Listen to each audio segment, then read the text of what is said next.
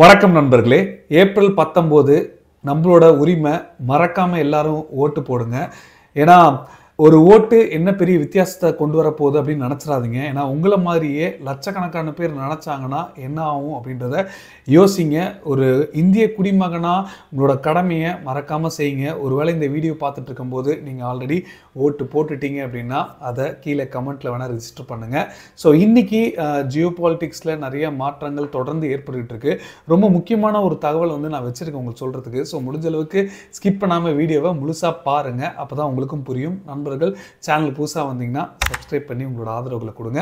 First என்ன பார்க்க போகிறோம் அப்படின்னா, அதாவது நம்ம இந்த அமெரிக்காவுக்கும் சீனாவுக்கும் இந்த கோல்டு வார் நடந்துக்கிட்டு இருக்கு பாருங்கள். கடந்த 4-5 ஆண்டுகளாக இந்த கோல்டு வார் பயங்கரமாக நீடிச்சுக்கிட்டு இருக்கு. ஆனால் இந்த ஜோ பைடன் வந்த பிறகு கொஞ்சம் இதில் மாற்றம் ஏற்படும் நினச்சாங்க. ஏன்னா சீனாவோட கொஞ்சம் இணக்கமாக செயல்படுவார்ப்பா, ட்ரம்ப் மாதிரிலாம் அதிரடியாக இருக்க மாட்டார் அப்படின்னு சொல்லிக்கிட்டு இருந்தாங்க. ஆனால் ஜோ பைடனும் ஒரு புதுவிதமான ஒரு கோல்டு வாரை மெயின்டைன் பண்ணிக்கிட்டே தான் இருந்தாப்புல. ஆனால் இப்போ கிட்டத்தட்ட 4 வருஷத்துக்கு முன்னாடி அமெரிக்கா ட்ரம்ப் இருக்கும்போதே ஒரு முக்கியமான முடிவுகள் எடுத்தாங்க. அதுவும் சீனாவுக்கு எதிராக மறைமுக சாங்ஷன்ஸு தடைகளை போட்டுட்டு இருந்தாங்க.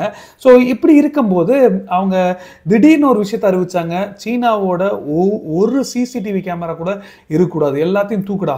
ஸோ நீ எப்படி உளவு பார்க்குறன்றது எங்களுக்கு தெரியும், எங்கள் நேஷனல் செக்யூரிட்டி தான் முக்கியம் அப்படின்னு அதிரடியாக இந்த முடிவுகள் அமெரிக்கா எடுத்தாங்க. இது மிகப்பெரிய லெவல் எதிர்ப்புகள் சீனா தரப்பில் கொடுத்தாங்க. இது வெட்ட வெளிச்சமாக தெரியுது.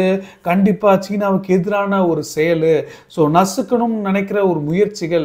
WTOவில் போயிட்டு இதுக்கு எதிராக குரல்கள் கொடுத்தாங்க சீனா. அதாவது வேர்ல்ட் ட்ரேட் ஆர்கனைசேஷனில் போயிட்டு இது மாதிரி பச்சையாக நேஷனல் செக்யூரிட்டின்ற பேரில் பொருளாதார ரீதியான தடைகள் போடுறாங்க அப்படின்னு. ஆனால் இது ஒரு பக்கம் இருக்கும்போது அந்த டயத்தில் அமெரிக்கா விட இந்தியா ஆப் தடைகள்லாம் பெரிய லெவலில் போட்டாங்க. இப்போ வரைக்கும் டிக்டாக் இழுத்துக்கிட்டு இருக்கு. இப்போ தான் கொஞ்சம் பேன் பண்ணலாம்ன்ற ஒரு முடிவுக்கு வந்திருக்காங்க. ஆனால் இப்போ 4 வருஷத்துக்கு முன்னாடியே டிக்டாக்கை இந்தியா பேன் பண்ணிட்டாங்க. ஸோ ஒவ்வொரு நிறுவனமும் இதனால நிறைய பாதிப்பு ஏற்பட்டு இருக்கு அப்படின்னு பார்த்துக்கிட்டு இருக்கும்போது ஏன் இந்தியா மட்டும் இன்னும் இந்த சீனாவோட சிசிடிவி கேமராலாம் தடை பண்ணலை அப்படின்ற ஒரு கேள்விகள் நமக்கு எழுந்தது. ஆனால் இப்போ இதுக்கான ஒரு சில ரெகுலேஷன் கொண்டு வந்திருக்காங்க. ரொம்ப முக்கியமான ஒரு விஷயங்க. ஏன்னா நாட்டோட பாதுகாப்புக்காக இந்த மாதிரியான ஒரு சில தொழில்நுட்பங்கள் இந்தியா கொண்டு வரணும் அப்படின்ற ஒரு முயற்சிகள், ஒரு அழுத்தங்கள் இருந்துகிட்டே தான் இருந்தது. ஆனால் இந்தியா என்ன தெரிவிச்சுட்டு இருந்தாங்கன்னா, ஆதாரப்பூர்வமாக இந்த சிசிடிவி மூலமாக சீனா ஸ்பை பண்ணுறாங்க அப்படின்ற விஷயங்கள் அதாவது கரெக்டாக வெளி வரலை. இதோட ரிப்போர்ட்ஸ்லாம் ஒரு உண்மைத்தன்மை இருக்குது இந்த ஸ்பெகுலேஷனில் அப்படின்னு வெளி வரலை. இதனால தான் இந்தியா அமைதி காத்தாங்க அப்படின்னு சொல்லப்படுது.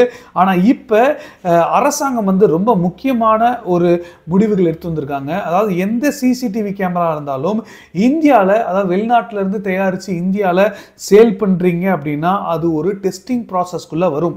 எசென்ஷியல் செக்யூரிட்டி பேராமீட்டர் அப்படின்ற ஒரு டெஸ்டிங் ப்ராசஸ் தான் அது. இப்போ மேண்டேட்ரி ஆக்கியிருக்காங்க. இந்த மேண்டேட்ரினால நீங்கள் பார்த்தீங்கன்னா இந்தியாவில் கிட்டத்தட்ட 2 மில்லியன் சர்வைலன்ஸ் கேமரா இருக்குங்க. அது எந்த ஆஃபீஸாக இருக்கட்டும், அரசாங்க ஆஃபீஸாக இருக்கட்டும், இல்லை ப்ரைவேட் இன்ஸ்டிடியூஷனாக இருக்கட்டும், இல்லை மிலிட்ரி பில்டிங்ஸாகவே இருக்கட்டும், நிறைய இடத்துல இந்த சீன நிறுவனங்களோட சிசிடிவி கேமரா கூட வைக்கிறாங்கன்னு சொல்லப்படுது. ஸோ அதில் இந்த 2 மில்லியன் சர்வைலன்ஸ் கேமராவில் கிட்டத்தட்ட 1 மில்லியன் கேமரா அதாவது மோர் தேன் 50% கேமரா சைனீஸ் கம்பெனியோட தான். ஸோ இங்கே தான் ஒரு பெரிய ஒரு அச்சுறுத்தல் இருக்கிறதா உணர்றாங்க. ஆனால் இதுவரைக்கும் அவங்க புதுசாக வர கேமராஸ்க்கும் இப்போ இருக்கிற கேமராவை அப்கிரேட் பண்ண போகிறாங்க பார்த்தீங்களா. இந்த அப்கிரேடுக்கும் முக்கியமான சென்சிட்டிவ் பகுதியில் இருக்கிற கேமராஸ் சீனாவோட நிறுவனங்களை தவிர்த்துட்டாங்கன்னு சொல்லப்படுது.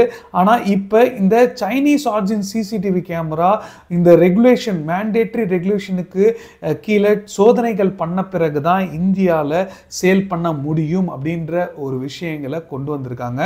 இது இப்போ நீட் ஆஃப் த ஆர் அப்படின்னு சொல்கிறாங்க. ஏன்னா ஒட்டுமொத்தமாக இந்த ஒரு அச்சுறுத்தல், பயங்கரவாத அச்சுறுத்தல் ஒரு பக்கம் இருக்குது. ஸோ இந்த பயங்கரவாத அச்சுறுத்தலுக்கும் சீனா ஏதாவது ஒரு வகையில் பாகிஸ்தானுக்கு உதவிகள் பண்ணலாம். அது மட்டும் இல்லாமல் உளவு பார்த்து எந்த மாதிரியான ஒரு நடமாட்டங்கள் இருக்குன்ற விஷயங்களையும் கண்டுபிடிக்கலாம். ஸோ முக்கியமான, ஏற்கனவே நம்ம பார்த்தோம் இந்த ஜேர்னலிஸ்ட் எல்லாம் எப்படி அவங்க உளவு பார்த்தாங்க, தலைலாமா விஷயங்களில் எந்த மாதிரியான ஒரு ஸ்பை வேலைகள் பண்ணாங்க அப்படின்றதெல்லாம் நம்ம இதுக்கு முன்னாடி பார்த்துருக்கோம். ஸோ இதெல்லாமே இப்போ தவிர்க்கலாம் அப்படின்னு சொல்கிறாங்க. So essential security parameter testing அப்படின்றது வந்து இப்போ சீனா மட்டும் இல்லை, எல்லா நாடுகள் இந்தியாவில் தயாரிக்காத எந்த ஒரு சிசிடிவி கேமரா வந்தாலும் இந்த பேராமீட்டருக்குள்ளே வருவாங்க அப்படின்னு இப்போ சொல்லியிருக்காங்க. இருந்தாலும் எனக்கு என்ன யோசனை வருது அப்படின்னா, இந்த சிசிடிவி கேமராக்குள்ளே ஒருவேளை ஒரு சில சின்ன சின்ன பார்ட்ஸ்லாம் இருக்குது பார்த்தீங்களா, அது எல்லாமே வந்து சீனாக்கிட்ட இருந்து வாங்கி அசம்பிள் பண்ணி இந்திய நிறுவனங்கள் விற்றாங்கன்னா இதுக்கு ஏதாவது கேட்ச் வச்சிருக்காங்களா அப்படின்றது நமக்கு தெரியல. இருந்தாலும் இதை பற்றின உங்களோட கருத்துக்களை மறக்காம கீழே கமெண்ட்ல சொல்லுங்க, நானும் படித்து தெரிஞ்சுக்கிறேன். ஸோ இது மட்டும் இல்லை, அடுத்து நம்ம பார்க்க போகிற ரொம்ப முக்கியமான ஒரு விஷயம் என்ன அப்படின்னு பார்த்தீங்கன்னா, அதாவது கடந்த ஒரு சில நாட்களாக அது தேர்தல் பிரச்சாரமாக இருக்கட்டும், இல்லை மற்ற முக்கியமான மீட்டிங்களாக இருக்கட்டும், நம்மளோட பிரதமராக இருக்கட்டும், இல்லை பாதுகாப்புத்துறை அமைச்சராக இருக்கட்டும், 2 பேருமே முக்கியமான ஒரு கருத்துக்களை விட்டுட்டு இருக்காங்க. அதாவது பயங்கரவாதிகள் அப்படின்றது வந்து கண்டிப்பாக இந்தியாவில் ஏதாவது ஒரு தாக்குதல் நடத்திட்டு நீ உயிர் வாழ்ந்துறான்னு நினச்சிடக்கூடாது. எங்கே இருந்தாலும், அது வீடாக இருந்தாலும் அங்கே நீ வந்து நாங்கள் என்ன பண்ணணுமோ அந்த தண்டனைகள் ஒன்று வந்து சேரும் அப்படின்ற மாதிரியான ஒரு விஷயங்கள் சொல்லியிருக்காங்க. அதாவது வீடு புகுந்து தூக்குவோம் அப்படின்றது தான் அவர் மறைமுகமாக சொல்லியிருக்காரு அப்படின்னு நம்ம எடுத்துக்கலாம். ஸோ இப்படி ஒரு ஸ்டேட்மெண்ட்டை வந்து இந்தியா வெளிப்படையாக சொல்கிறாங்களே, நீங்கள் வந்து இந்தியாவை கண்டிக்க தான் இல்லை, இதை பற்றின ஒரு கருத்துக்களாக தயவு செய்து சொல்லுங்க அப்படின்னு வேணுக்கிட்டுமே இந்த மேத்யூ மில்லர் இருக்காரு பாருங்க, யூஎஸோட ஒயிட் ஹவுஸ் ஸ்போக் பர்சன், இவர்கிட்ட இந்த பாகிஸ்தான் சார்ந்த ஜேர்னலிஸ்ட் வந்து நிறைய பேர் கேள்வி கேட்டிருக்காங்க. ஸோ இந்த கேள்விகள் வந்து தெளிவாக என்ன சொல்லியிருக்காங்கன்னா, பிஎம் மோடி அவர்களே வெளிப்படையாக சொல்லியிருக்காருப்பா, இந்த பயங்கரவாதிகள்லாம் அவங்களோட ஹோம்ஸ்லேயே அவங்க எங்கே இருக்காங்களோ அங்கேயே கொல்லப்படுறாங்க அப்படின்ற விஷயங்களை வெளிப்படையாக சொல்லியிருக்காரு. அப்படின்னா அப்போ இந்தியா தானே வந்து இந்த மாதிரியான இந்தியாவால் தேடப்பட்டு வர பயங்கரவாதிகள் ஒவ்வொரு விக்கெட்டாக உழுந்துக்கிட்டு இருக்குன்னா அதுக்கான காரணம் அப்படின்னு அவரே அப்ரூவராக சொல்லிட்டாரே அப்படின்ற விஷயங்கள் சொல்கிறாங்க.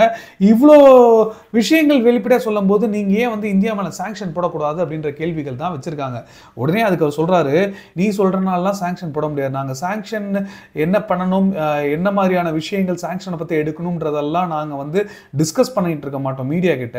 ஸோ இதனால் நாங்கள் வந்து இந்தியா கிட்ட, அதுவும் குறிப்பாக பாகிஸ்தான் இந்தியா விஷயங்களில் வந்து நாங்கள் 2 பேருமே உட்காந்து உங்களோட டைலாக்ஸை வந்து தொடங்குங்கன்னு தான் நாங்கள் சஜஸ்ட் பண்ண முடியும், அவங்களுக்கு நடுவில் நாங்கள் மீடியேட்டர்லாம் பூர முடியாது அப்படின்னு வெளிப்படையாக சொல்லியிருக்காங்க. ஏன்னா இந்தியாவும் அதை தான் எப்போதுமே சொல்லிட்டு இருப்பாங்க, தேவையில்லாமல் எங்களோட இன்டர்னல் அஃபேர்ஸில் நீங்கள் வந்து மூக்க நுழைக்காதீங்க அப்படின்னு. ஸோ இவரும் வந்து அதை தான் சொல்லியிருக்காரு, நாங்கள் வந்து மிடில் மேன் ஜாப் வந்து இந்தியாவுக்கும் பாகிஸ்தானுக்கும் பண்ணிட்டு இருக்க முடியாது, அவங்க 2 பேருமே வந்து என்ன பேச்சுவார்த்தைகள் மூலமாக டென்ஷன் இல்லாமல் சுமூகமாக இறங்கி வர முடியுமோ அதுக்கான வேலைகள் அவங்க 2 பேர் தான் பண்ணணும் அப்படின்னு சொல்லியிருந்தாரு.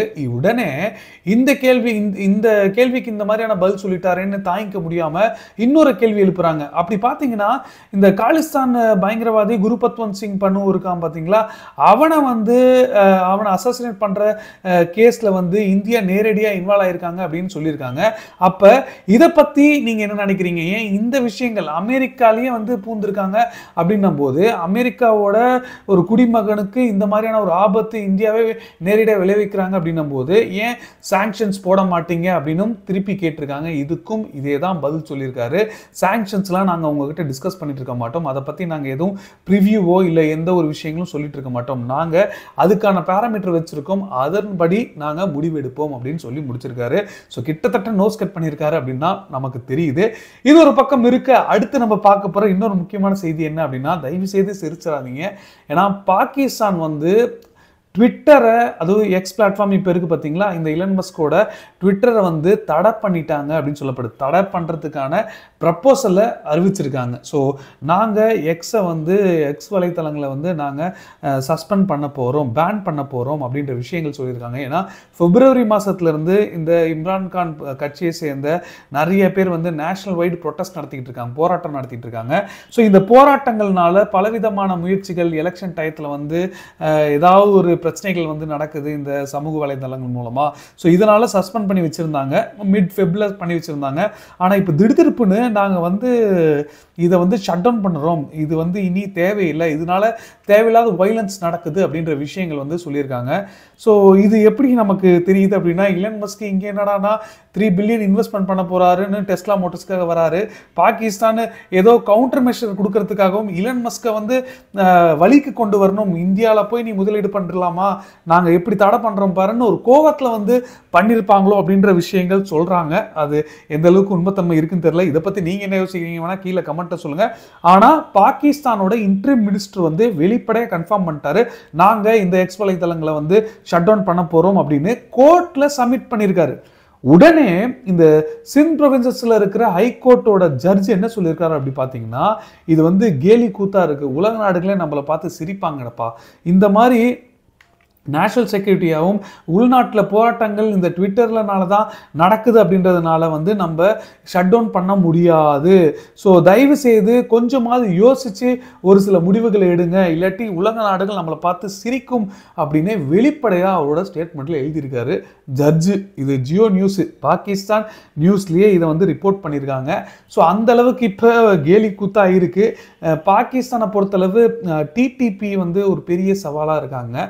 ஸோ அது இம்ரான்கான் பார்ட்டி ஒரு பக்கம் வந்து ப்ரொட்டஸ்ட் பண்ணுறாங்க அப்படின்றதெல்லாம் ஒரு பக்கம் இருக்கட்டும். ஆனால் அங்கே டிடிபியை வந்து சமூக வலைதளங்களில் அறிக்கை விடுறாங்க, இந்த மாதிரி லைவ் வீடியோ விடுறாங்க, நிறைய விஷயங்கள் அங்கே பண்ணியிருக்கோம்னு தூண்டுற மாதிரி அங்கே வந்து இந்த செயல்களை பண்ணிட்டு இருக்காங்கன்னு சொல்லப்படுது. இந்தியா வந்து இது எல்லாத்தையுமே தாண்டி நிறைய விஷயங்கள் முடிஞ்ச அளவுக்கு இந்த யூடியூப் சேனல்ஸ் வந்து எல்லா தடைகளுமே ஒரு விதமான தடைகள் போட்டு இவங்கள மாதிரி முடிவுகள் எடுக்காமல் அப்பப்போ என்னென்ன விஷயங்கள் பண்ண முடியுமோ அவங்க லிமிட்டுக்கு ஏற்ற மாதிரி பண்ணிக்கிட்டு தான் இருக்காங்க. இருந்தாலும் இலன் மஸ்க் இந்தியாவுக்கு வரப்போகிறது, டெஸ்லா நிறுவனம் இங்கே வந்து கார்களை உற்பத்தி பண்ண போகிறது அப்படின்றது வந்து ரொம்ப குறுகிய வருடங்களே இது நடக்கிறதுக்கான வாய்ப்புகள் இருக்குது. 1 or 2 இயர்ஸ்லேயே வந்து இதுக்கான வாய்ப்புகள் இருக்குதுன்னு சொல்லியிருக்காங்க. ஏன்னா பிளான்ட்டில் இவ்வளோ இன்வெஸ்ட் பண்ணி தொடங்கினாங்க அப்படின்னாலே அவங்க வந்து ஓரளவுக்கு சதவீதமான கார்களை இங்கே இம்போர்ட் டியூட்டி ஃப்ரீயாகவே எடுத்துகிட்டு வரலாம். சமீபத்தில் தான் அதுக்கான அமெண்ட்மெண்ட் வந்து நடந்திருக்கு. ஸோ